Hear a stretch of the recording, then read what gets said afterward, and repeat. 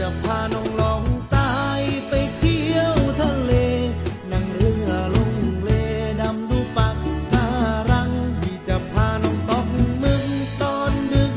ทุกวันแล้วมานั่งชมจันทร์ด้วยกัน2 คนพี่จะพาน้องไปแล